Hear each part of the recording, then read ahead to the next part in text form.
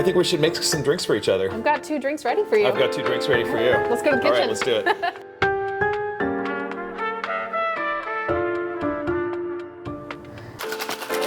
Wow, look at that color. I'm excited to drink things. I feel Okay, like I'm on vacation here. So we decided that we were gonna both use the same ingredient, same 2 ingredients. These right here. We're using passion fruit Yep. puree. Yep. We're using Marionberry Yep. puree. We had Marionberry to. It's being Oregon. the official berry of Oregon. So this is the hard one for me because now I'm making a coffee drink for you, right? I'm feeling this is a judgment-free zone. very confident about my whiskey cocktail, but my coffee cocktail. Well, and it's not a cocktail at all. I wanted to do something like really kind of fun, playful, Yeah. Unexpected. I think that passion fruit and coffee just sounds crazy. Completely. Sounds weird, right? Totally. I wanted to stick with those kind of like tropical flavors, and I wanted to bring in some coconut. Love it. So, and I was also thinking about, there's this very famous cocktail from London called a Porn Star Martini. It is, everybody knows it now, it's vanilla vodka, Yep. passion fruit, lemon juice. And so, you know, when I thought about passion fruit and coffee, I was like, vanilla. Like, I gotta sneak in Totally. some vanilla. This one is just like so crazy easy. It's a built-in glass. Yep. So I'm just gonna take 4 ounces of cold brew, and I'm gonna pour it right in the glass, right? This is a workflow dream right here. Workflow dream, Yeah. yeah. Imagine you're working in like a busy coffee shop, and you're just like, you get an order for this. And for me, it's always been like, what is the most like sort of like complex seeming, flavorful, high maintenance kind of drink Yeah. that doesn't require any like, you know, work at all? What's in this thing? Okay, so this is Thai coconut milk. Okay. Equal parts by weight, Thai coconut milk and sugar. Totally. Barely heat it on the stove till the sugar is dissolved. Add some vanilla extract. Yeah. That's it. I mean, you I'm can do this. excited. You can do this in a heartbeat, right? Totally. So there's just 1.5 ounces of this. It goes right in the glass, Beautiful. and then of course the passion fruit. Which is nice and super smooth, I might add. This is like gonna homogenize so well in here. It just, you know, I actually went. I went to a Vietnamese market yesterday to get some ingredients. Yeah. And they had a little passion fruit juice, like, you know, in the with a stabby Yes. straw, right? And it had all the crunchy seeds in it, Yeah. which was like really nice. But that's not where we're going for Especially here. in coffee drinks, I feel like it's such a weird disconnect of having like a crunch or like any sort of texture within the drink itself. I mean, we like to play with texture in our fields, but in the right ways, right? sure. We don't want unexpected texture for the guests when Yes. that's why we strain our lemon juice. When you kind of like discover it at the bottom of the cup, that's always an interesting experience. Yeah. You know, we don't serve a whiskey sour with like pulpy lemon juice, right? Because that's just like sort of icky. But some of those like passion fruit seeds at the bottom, that's like really fun because they're crunchy. Totally. So I'm just gonna top this with some ice. And that is like literally almost done. So This could go easy. in a plastic cup, it can go in a glass. I love the color of it too. Like, color's I mean, kinda fun, like you right? still get like I'm always like such a stickler for like what the coffee color is, especially when like any sort of like dairy or fats in there, and that like still reads to me very coffee forward while still like feeling like it's gonna be smooth and a little sweet. It looks like a creamy coffee beverage, Totally. which is like, you know, I also imagine something like this, like maybe you end up adding a little bit more of like a coconut milk or something else in here, but like you could swap the cold brew with espresso too, like super easily, and this would be like it could be a hot drink. Delicious, Yeah, yeah. for sure. I'm gonna grate a little nutmeg on top, just because I feel like that's kind of like a fun, totally. reminiscent of like those old like punches that you would get. And then, you know what? I just thought like a dried, Just a little color. a little zhuzh in there. dried lime on top, and there it is. Can I sip it? Yeah, please. God, this is a nail biter for me. It's so good. It's fun, right? Genuinely, Like- like this is the kind of like it's tropical. There's like acidity in there. Like the coconut is super nice, but it's not like like it's a really soft coconut. Yeah, totally. It's so nice. I just built This it like is- I would a cocktail, right? Like it's just. We you were know, talking about her like, do you want another sip? And I'm like, I could crush that. It's like, yeah. like, so easily. Yeah. It's delicious. Thank you. Do you have a name for it? I don't. Yeah, So let us know in the comments down below. Okay. Okay. We're ready for our little passion fruit Okay. assembly. This is definitely the more complex of my two builds. Initially, when I was doing this, I was going to do some type of tea in here and just, as we were talking about before, move a little bit away from coffee. I started out with green tea. It was my starting place, and I ended up diverting a little bit from that. So the first thing we're going to be making is a hibiscus concentrate that's going to go on this drink. So this is super interesting stuff. It is hibiscus that is milled in the same method as matcha is. So it's just like a super, super fine powder.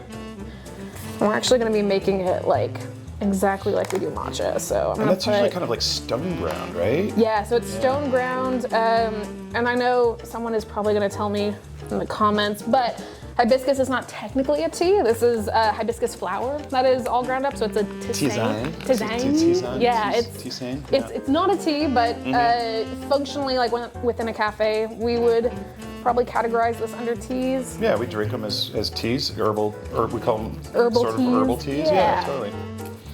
So I'm just gonna like We as through. consumers, I mean. the capital W. Yeah, we as the people that come in. All right. Oh, I see. Okay, cool. All right, so just about like ounce and a half of hot water. And similarly to matcha, just like whisk this up. Cool. Get nice and frothy. I love watching this. Isn't it nice? It really is. Like, Yeah, very what a beautiful relaxing. color too. Yeah. All right, so we've got that made. It's gonna go on the side. Then this is gonna be a nice, like, chilly, refreshing drink. So we're using passion fruit. I'm using about an ounce of the puree. It's gonna go on the bottom.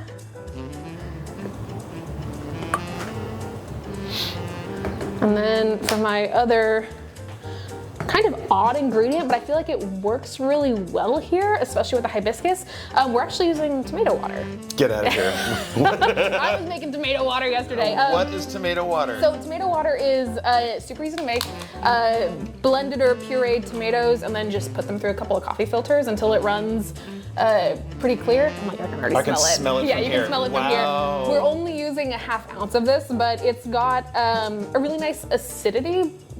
The thing for me, I tested this out with like lemon, lime, kind of like classic citruses, and especially with how kind of like tart and refreshing that passion fruit is already, I didn't want to like mess with that too much, and so tomato adds a little bit of savoriness in here that's gonna be nice. It adds, so good. yeah, it smells really good. It adds like kind of a brighter like perceived acidity. And then we're just on the tail end of tomato season, so these are like, Can I see it? Can I just like smell yeah, this a little bit? these are like really, really ripe Campari tomatoes. So it's a really sweet tomato variety, which is nice. This is so crazy. It's not like a beefsteak or anything. Yeah. This is like you would eat this and be like, this is a sweet tomato. Oh my God. And then just for a little extra sweetness, we actually both went with vanilla. Yeah. Little Passion bounce. fruit and vanilla are just It's like just- such like great bedfellows. It's right? also just like, it feels like when I was tasting this and developing this, the passion fruit and the tomato are such like kind of high like tart flavors, and then to me vanilla, especially in like a rich syrup, is like very grounded. Like it Very feels grounded, like a yeah. deeper flavor, and this drink just needed a little something as the base layer. Alright, we're gonna pile in just ice to the top here. This is sparkling, so I'm adding about Just like club soda, yeah, regular? just club Okay. soda. I think this is about 4 or 5 ounces in total, leaving about like inch of room at the top. Can I steal your spoon? Yeah. I'm like, this guy right here, the bar yeah, spoon? I had a spoon and then I You just like have kinda fully abandoned it somewhere. Get the coconut milk off of it for you. So I'm serving this as like kind of a layered drink, but we are gonna reach down here and just start to get a little bit of that syrup. So people don't just immediately just get passion fruit Yeah. blast when they take a sip. Ultimately, like if you'd serve this, you'll give them a straw and you tell them to give it a stir altogether. But put that there. Wow, look at I'm this just gonna color. float our hibiscus on the top there, and then just for like a little freshness.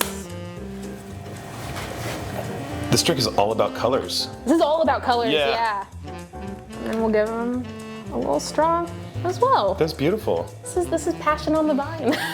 Wow. So Look, give you it, came give it, prepared with a name. Oh. give it a stir to mix Okay. all that hibiscus in, and Okay. then I'm so nervous.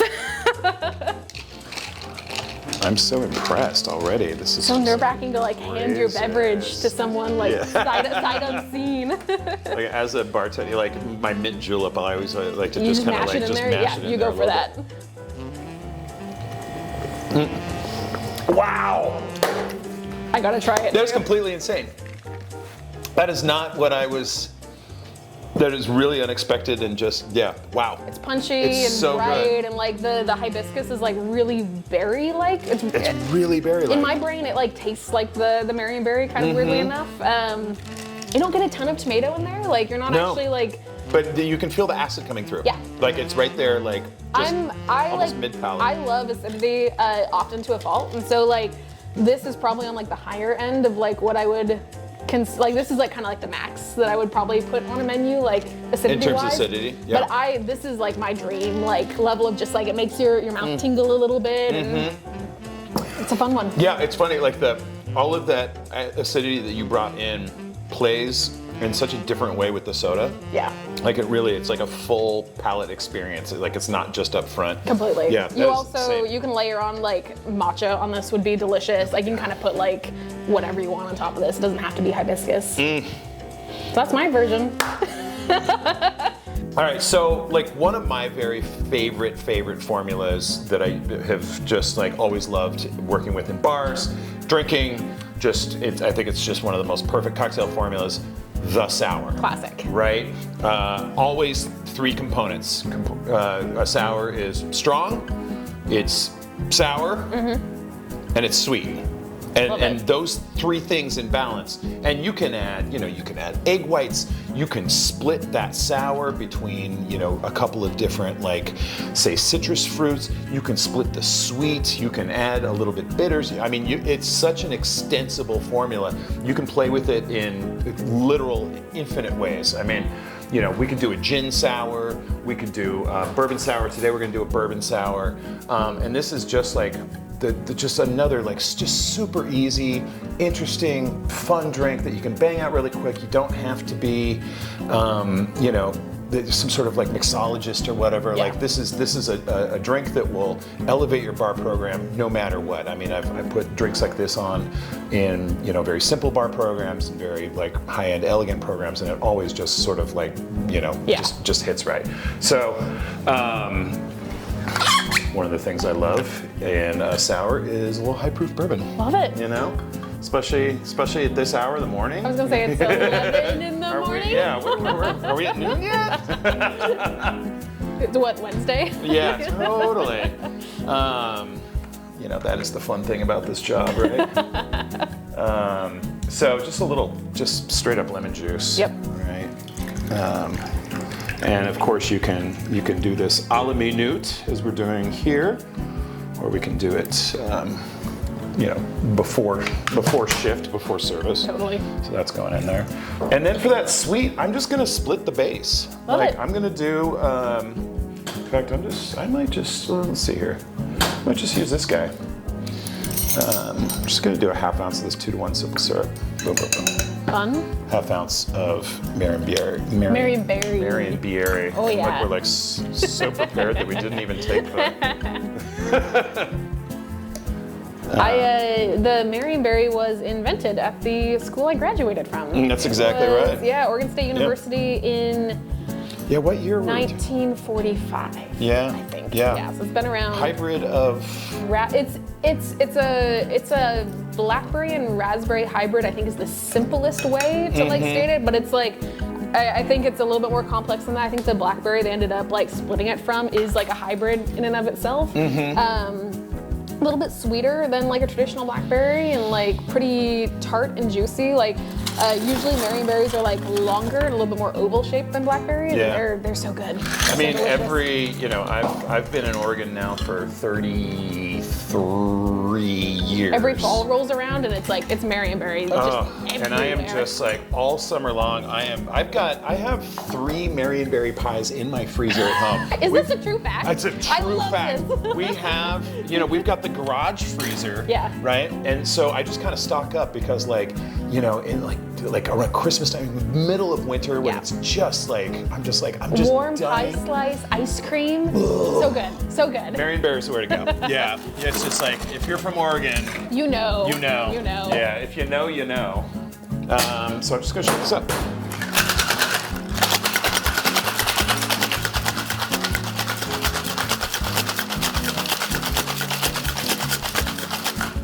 Are you typically a sour with an egg white person, or do you prefer no egg white? I like both. Either way? Yeah. Love that. You know, egg whites are great. They give us that sort of like creamy mouthfeel. It's all about texture. I know that some people use it to like just like build like a big like egg white head on a drink. Totally. I don't love drinking that.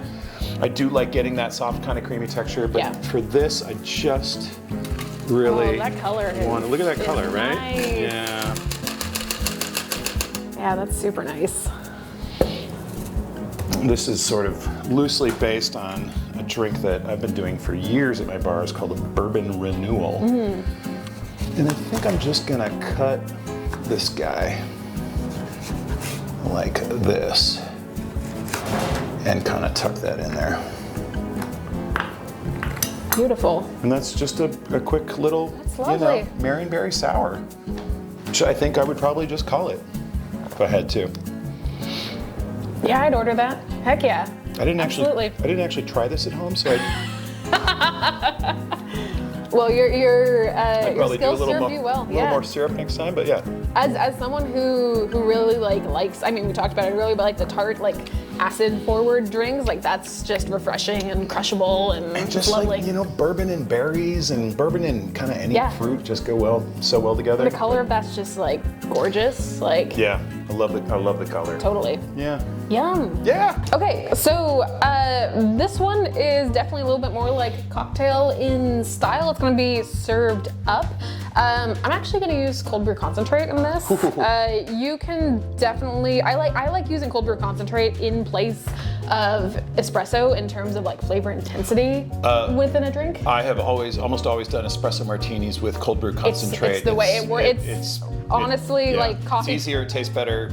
More like easy to store. You don't have to like deal with an espresso machine, which is kind of great. Yeah, especially in that glass is beautiful, by the way. That is Thank you. really- Yeah, really. Cabinet PDX. Like, I love shout it. out. Yeah, love it. So we're doing cold brew concentrate. This is an easy recipe to sub in like chilled espresso if you want. So 2 ounces of that. I'm using 1.5 ounces of concentrate. We are going to use a full ounce of our Marionberry puree. This is like kind of a very slight variation on a drink that I've done in the past where I use like whole blackberries and like muddle them in the base. And so like using a full ounce of this was a really nice sub. We're also gonna be using a little bit of pineapple juice. Crazy.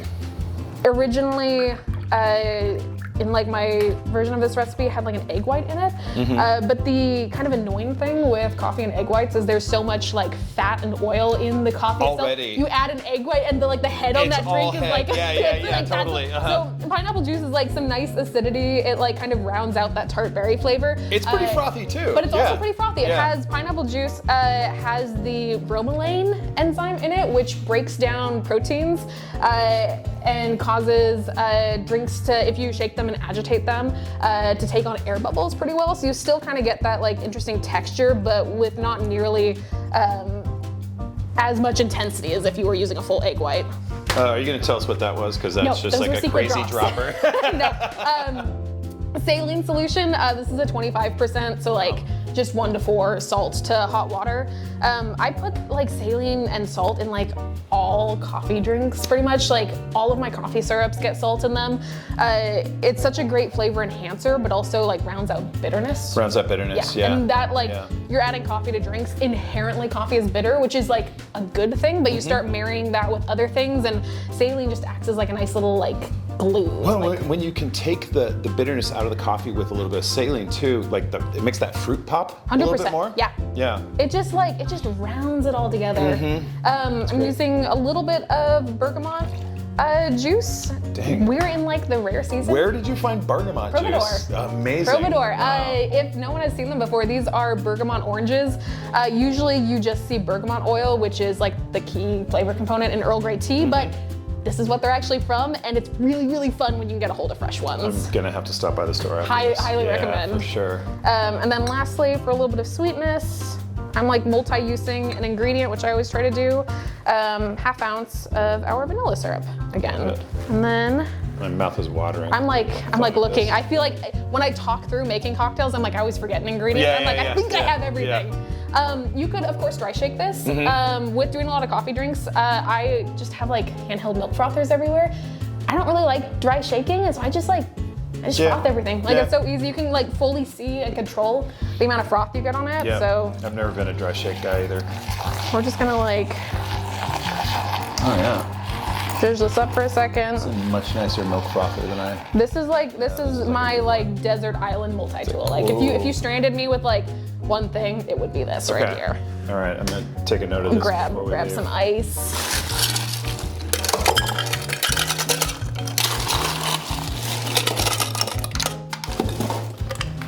And then we're just gonna shake it.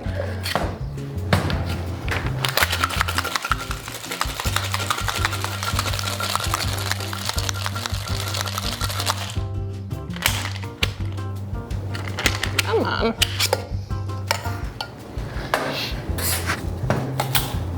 Okay, now I'm not gonna double strain on this. Our puree is pretty smooth, but Wow, look at that color. yeah, you just get that really nice. It's like red wine. It's just like so deep.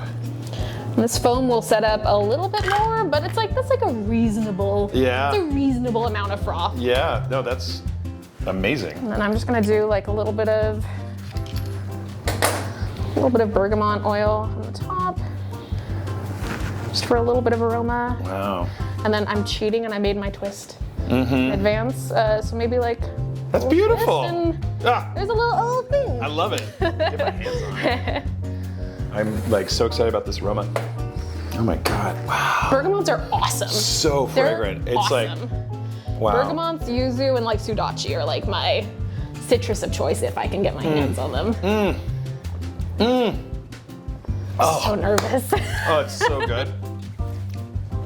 It's deep, it's complex. Yeah, It's okay, balanced between sweet and sour acidity. It's the nose on it is completely bonkers. I really like the interesting thing about this drink is it can like shift quite a bit depending on what coffee you're using in it. We're using for these drinks like Stumptown's cold brew concentrate. This is like a pretty like true medium roasted coffee, and like it's really chocolatey. Like it's a pretty classic cold brew profile, and so you get those like deeper chocolate notes in this drink. But if you use like a much lighter, like natural or kind of like funky co-ferment, like you could really go any direction.